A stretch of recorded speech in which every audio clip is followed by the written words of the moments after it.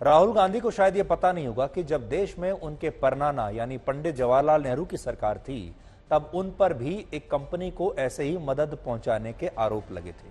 असल में ये वो कंपनी थी जिसने नेशनल हेरल्ड में तब 75,000 रुपए के योगदान का ऐलान किया था, 75,000 रुपए का डोनेशन दिया था।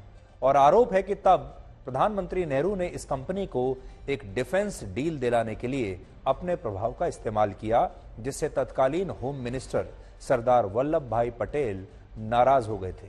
उस समय सरदार पटेल ने नेहरू को इस संबंध में चिट्ठियां लिखी और कहा कि वो इस तरह के कॉन्ट्रैक्ट में ऐसी कंपनी को प्राथमिकता नहीं दे सकते जिसके पास कोई अनुभव भी नहीं है और जो नेशनल हेरल्ड का हिस्सा है। ये चिट्ठी आज मैंने निकाल ली है और ये चिट्ठी अपने साथ आज लेकर आया हूं। इसमें क्या लिखा है आपको पढ़कर बताता हूं। आप भी कहेंगे कि हर बात में नेहरू का नाम आ जाता है, लेकिन देश के लोगों को आजाद हिंदुस्तान का इतिहास पता होना चाहिए। देश के लोगों को यह पता होना चाहिए कि जब हम आजाद हुए उसके बाद से किस तरह से सरकारों को चलाया जाता था। तो आज वो चिट्ठी मैं लेकर आया हूं, मेरे हाथ में है चिट्ठी।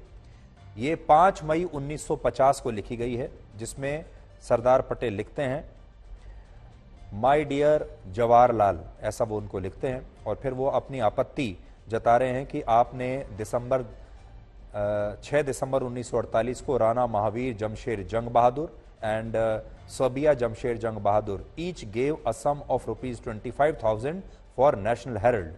Another sum of 25,000 was given by Sabia Sher Jang Bahadur on 2nd December 49.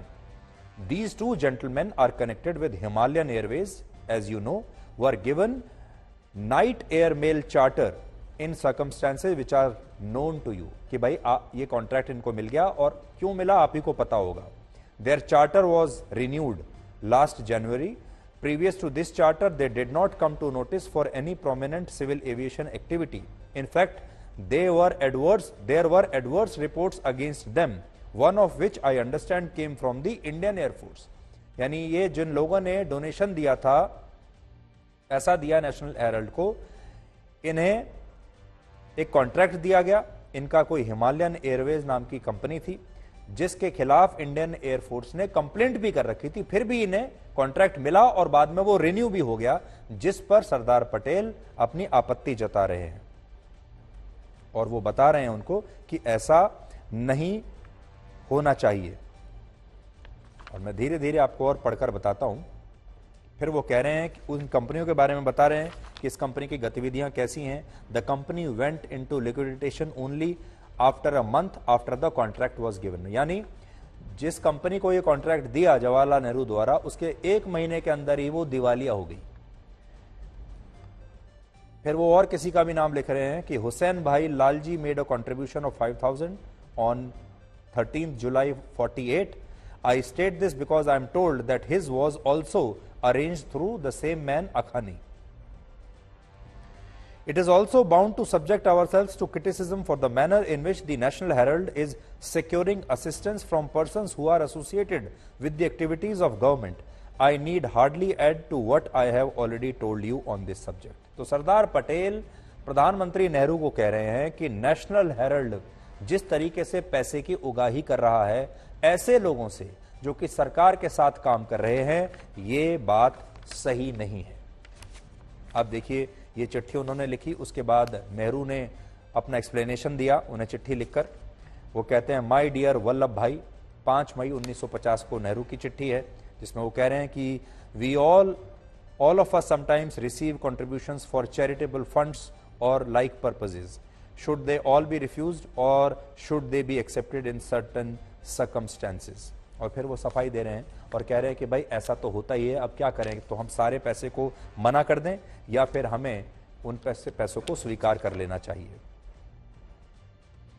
I have had absolutely no contact with the Herald for the last 3.5 years or more and have not even had any particular information as to how it was being carried on. Jawaharlal Nehru कह रहे हैं कि मुझे तो पता भी नहीं है कि नेशनल हेरल्ड कैसे चल रहा है, मुझे कोई आइडिया नहीं कि वो कैसे पैसा ले रहे हैं. लेकिन नेशनल हेरल्ड में किसी ने पैसा दिया, पैसा देने के बाद सरकार में उसके काम होते चले गए, उसे डिफेंस का कॉन्ट्रैक्ट, एविएशन का कॉन्ट्रैक्ट मिलता चला गया. और सरदार पटेल आपत्ति जता रहे हैं इस पूरी चिट्ठी की पत्र व्यवहार जो हुआ है दोनों के बीच में, उसका जो जड़ है उसमें ये बात है। आज आपको ये भी पता होना चाहिए कि क्या गौतम अडानी किसी बड़े षड्यंत्र का शिकार हो रहे हैं, और हमारे देश में चाहे अंबानी हो या अडानी, उनकी तरक्की के पीछे बार बार सरकार से मिली भगत के आरोप ही क्यों लगते रहते हैं।